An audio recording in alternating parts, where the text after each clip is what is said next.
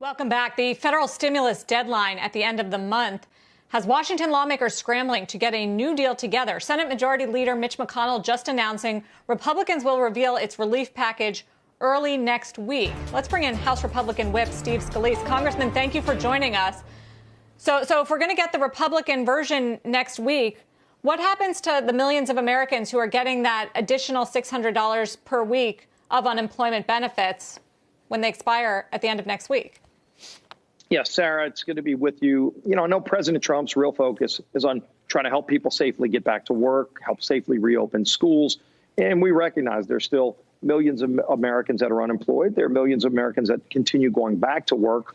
But the one thing that's become a problem is that, we've seen studies about 5 out of 6 people that are getting that enhanced unemployment are actually making more money at home than they were at their job. That's not something you want the government to literally be competing against people's desire to go back to work. So that's got to be fixed. That's been a problem for a while. But we've got to make sure, look, there's hundreds of billions of dollars still out there that haven't been spent that we appropriated for things like the Paycheck Protection Program, even money for schools that we can make sure are more flexible to help schools buy sanitizer and masks, to help businesses continue to do what they've got to do to reopen. That's I think, where the real focus needs to be, is to help people. There's a lot of money already out there. Let's make that money work even smarter and better to get people safely back to doing the things they did before.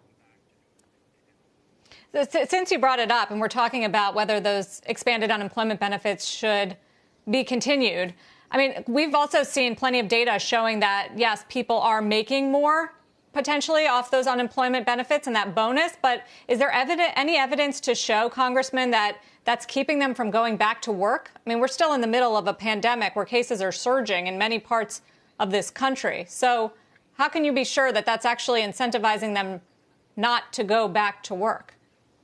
Sarah, I hear from small business owners every single day that are telling me they've offered jobs for people to come back to work in businesses that are safely opened again.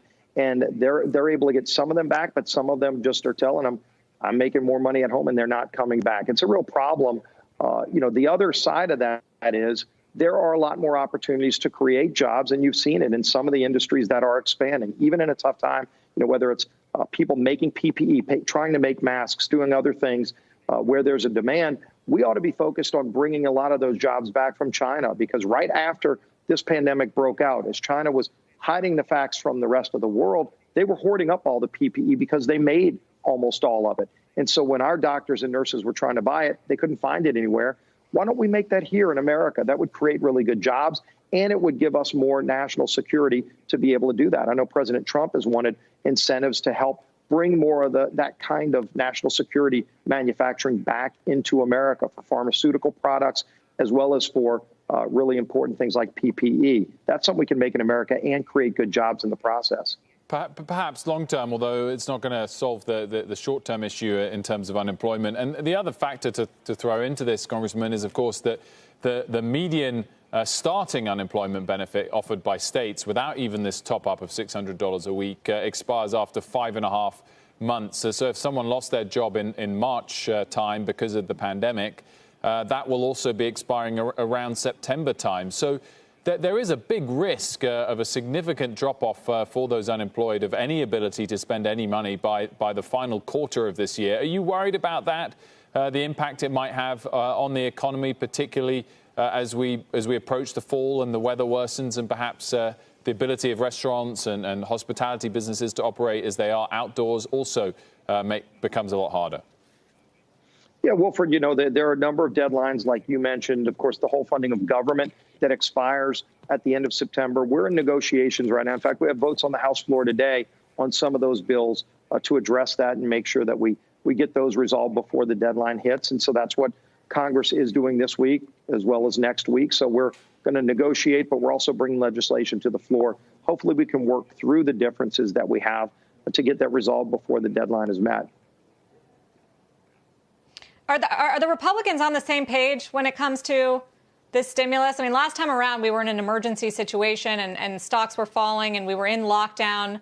So it seemed clearer. But now, I mean, you have members of your party, Senator Rand Paul, warning that this is fiscally irresponsible, adding another $1 trillion to the debt. It feels like it's hard to, the whole payroll tax thing, President Trump wanted it. members of your party didn't. Feels like there's a lot of debate and disputes within your party. Well, there's debate and disputes on both sides. And, you saw like Joe Biden just put out another $800 billion proposal. Last week, he proposed $2 trillion more in these special interest kind of cylindro and steroids type proposals, which is not the right answer. So, both sides have disagreements. You did see us come together on the CARES Act to create the Paycheck Protection Program. That saved millions of jobs. I've talked to so many small business owners who wouldn't be alive today, who wouldn't be still holding their employees together and their businesses together. So it worked really well. But we did spend over $2 trillion. There is a concern that there's a level that you surely have to be careful how far you go.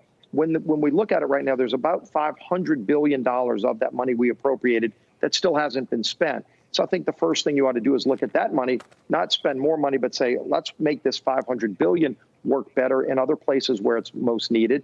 Because clearly, if you over allocate it in some areas, you look at hospitals, you look at schools that are going to need money for sanitizer and masks. Let's make sure that the money can be used for those kind of things. And that money is still out there. Congress doesn't need to pass another bill to appropriate that. So I know there's a lot of talk about that as well. That's what we're doing. We're here to try to work through these differences. Congressman, as you said, there's been a lot appropriated already, likely to be more. At some point, it's got to be paid for in the future, one way or another. If there was one tax that had to go up, but which one would it be?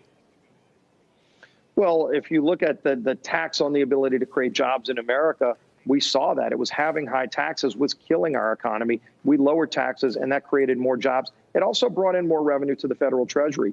Before COVID-19, the federal treasury was taking in more money after the tax cuts than before the tax cuts. So I think you need to make sure it's smart policy. What we really need to be focused on is watching where the spending is really getting out of control and where you see problems down the road. Look, programs like Medicare that are so important are right now going bankrupt. They're on a path to bankruptcy. We need to save Medicare from bankruptcy. That's a bigger discussion. We've had smaller discussions on it in the past. I wish both parties were there. I know I've voted for bills in the past to save it from bankruptcy and make sure it still works for current seniors. It'll have to work different for younger people, but it'll still be there.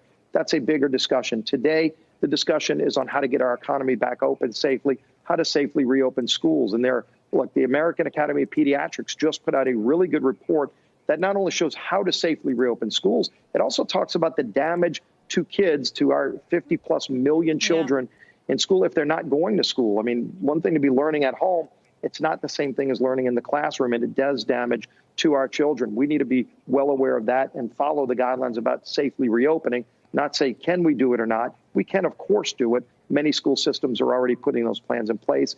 Everybody's got to be pulling together to meet the needs of those children. It shouldn't be, right.